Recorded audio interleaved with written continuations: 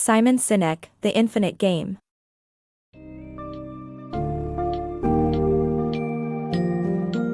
Dive into the world of infinite games as we explore The Infinite Game by Simon Sinek.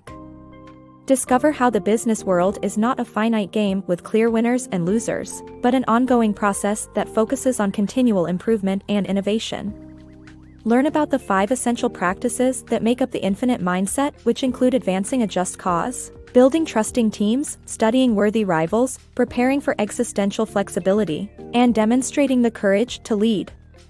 By embracing these practices, businesses can secure their longevity and create a better future.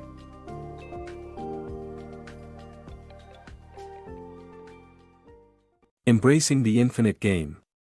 In The Infinite Game, Simon Sinek highlights the fundamental differences between finite and infinite games. Whereas finite games have fixed rules and clear endpoints, infinite games have no time limits or agreed-upon metrics for success. Business, Sinek argues, is an infinite game, and leaders who focus solely on short-term gains are unlikely to succeed in the long run. Instead, businesses should prioritize innovation, creating lasting value, and staying in the game for as long as possible. Microsoft's shift towards finite-minded leadership under Steve Ballmer serves as a cautionary tale, as it stopped innovating and focused only on beating Apple in the market share race. To thrive in the infinite game of business, leaders must embrace a mindset that prioritizes sustainability and long-term value creation over short-term gains. Victorinox Infinite Game. Victorinox, the maker of Swiss Army knives, serves as an example of a company that applies the infinite mindset. The CEO, Carl Elsener, emphasizes thinking in generations and branching out into durable markets like fragrances, travel gear, and watches. The author lays out 5 essential practices for an infinite mindset: advance a just cause, build trusting teams, study worthy rivals, prepare for existential flexibility, and demonstrate courageous leadership. Starting with making a just cause, the author emphasizes that this practice should be inclusive, idealistic, representative of the company's benefit, and capable of enduring future changes. Unlike Garmin's inward, generic mission, companies should put customers first to avoid tunnel vision and decline. Consumer versus shareholder, the guiding principles of capitalism. The shift in focus from consumer satisfaction to shareholder profits in capitalism has caused an imbalance in the market. Economist Adam Smith believed that the customer is primary, while Nobel Prize-winning economist Milton Friedman believed that making money for shareholders is the primary responsibility of free market enterprises. The latter became the accepted norm, resulting in short-term thinking and cost-cutting measures that compromise quality of service, stability, and longevity. This has led to an increase in wealth disparity and a decline in the number of Americans investing in the stock market, which is a cause for concern. The power of respecting employees. This summary discusses the importance of respecting employees in achieving long-term success in business. The author argues that a strong, forward-thinking just cause is vital to drawing people into a company's vision for the future. However, the will of the people cannot be measured by short-term indicators like profit and revenue. Instead, it requires looking at employee morale, inspiration, and commitment. The author illustrates this point with examples of Apple and the Container Store, both of which saw high levels of employee retainment and increased productivity after treating their employees with respect and putting their needs first. The author concludes that respecting employees is not only inexpensive but also leads to high motivation, loyalty, and productivity, which ultimately translates into added revenue for the company. Building trust in business. Many companies prioritize profit over a strong just cause and employee trust, leading to unethical practices.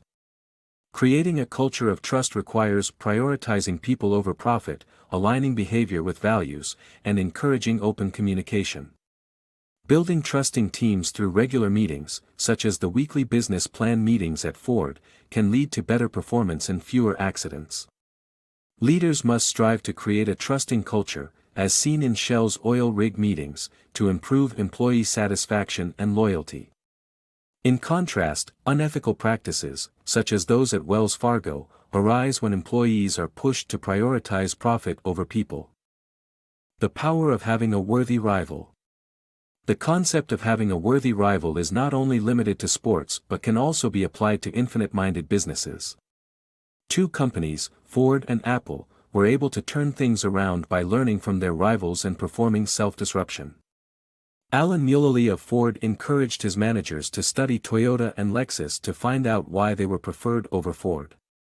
He also supported efforts to help his rivals instead of putting them out of business. Steve Jobs of Apple saw the graphical user interface, GUI, technology Xerox had been working on, and despite warnings that it would blow up the company, he decided to make it a part of Apple's Just Cause. This decision led to the development of the first Macintosh 4 years later. Leading with courage. To be a successful leader, one needs to have a just cause, an inspiring purpose that guides their actions. However, demonstrating courage to lead is equally important. CEOs who may have been previously hired as CFOs or COOs may struggle with this responsibility. The CEO's primary job should be to guard and voice the company's just cause. An example of courageous leadership is the decision made by CVS Caremark to stop selling cigarettes. Even though it initially affected revenue, the move was aligned with the company's just cause of helping people on their path to better health. In the end, the decision paid dividends in the form of increased stock prices, new business with health-minded vendors, and increased sales in nicotine gum and patches. When leaders have the courage to lead, it completes the circle of the infinite game and leads to long-lasting success.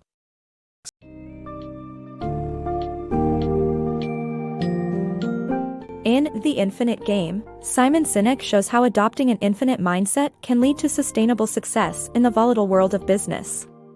By focusing on the 5 practices of the infinite mindset, organizations can ensure they prioritize long-term goals and customer satisfaction, maintain trust and ethical standards, and learn from worthy rivals to adapt and grow. Ultimately, the book teaches us that leadership is not just about quarterly revenues and shareholder value. Rather, it's about creating lasting, meaningful change, and inspiring others to join a movement that strives toward building a better future.